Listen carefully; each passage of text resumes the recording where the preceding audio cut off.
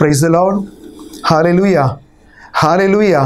இயேசுவுக்கே நன்றி, இயேசுவுக்கே ஸ்தோத்திரம். கிறிஸ்து இயேசுவில் பிரியமானவர்களே, 2019 ஈஸ்டர் திருவிழாவுடைய நல்வாழ்த்துக்களை உங்கள் ஒவ்வொருவருக்கும் அன்போடு பாசத்தோடு நான் தெரிவிக்கின்றேன். இந்த ஈஸ்டர் எல்லா அர்த்தத்திலும் நம் ஒவ்வொருவருக்கும் அர்த்தமுள்ள ஆசீர்வாதமுள்ள ஒரு திருவிழாவாக மாறட்டும் என்று நான் வாழ்த்துகின்றேன். துன்பங்கள் தாங்கி வெற்றி அடைந்த இயேசு கிறிஸ்து எனக்கும் உங்கள் ஒவ்வொருவருக்கும் தருகின்ற செய்தி, ஒவ்வொரு துன்பத்திலும் வெற்றியுண்டு. நாம் ஆண்டவருடன் இணைந்து வாழ்ந்தால் அவர் நம்முடைய வாழ்க்கையை வெற்றிகரமாக, மகிழ்ச்சிகரமாக, அர்த்தமுள்ளதாக மாற்றும் என்பதில் ஐயமில்லை.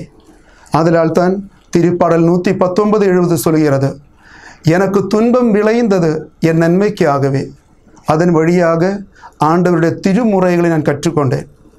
வாழ்க்கையில் எனக்கும் உங்களுக்கும் வருகின்ற ஒவ்வொரு துன்பத்துக்கும் ஒரு அர்த்தம் உண்டு, ஒரு காரணம் உண்டு.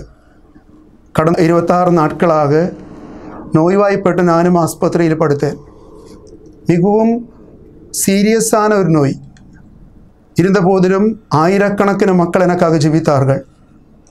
ஆண்டவர் உடனிருந்து செயல்பட்டு அடுத்த 10 ஆண்டுகளில் நான் என்ன செய்ய வேண்டும் என்று சொல்லி தருவதற்காக எனக்கு கொடுத்த ஒரு ஓய்வாக நான் அதை நினைக்கின்றேன்.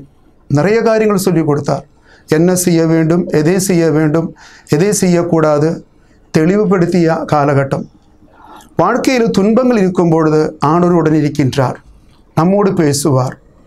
இந்த ஈஸ்டர் காலகட்டங்களில் கடந்த கால வாழ்க்கையில் நடந்த பல துன்பங்களும் துயரங்களுக்கும் அர்த்தம் தேட வேண்டிய நாட்கள் இது. ஆண்டவரே, தொடர்ந்து வருகின்ற நாட்களில் உமக்கேற்ற வாழ்க்கையை வாழ்வதற்கு இந்த துன்பங்கள் எங்களுக்கு ஒரு அடியுரமாக, எங்களுக்கு ஒரு ஆற்றலாக, சக்தியாக மாற்றித்தாரும் என்று இந்த நாட்களில் நாம் ஜெபிப்போம்.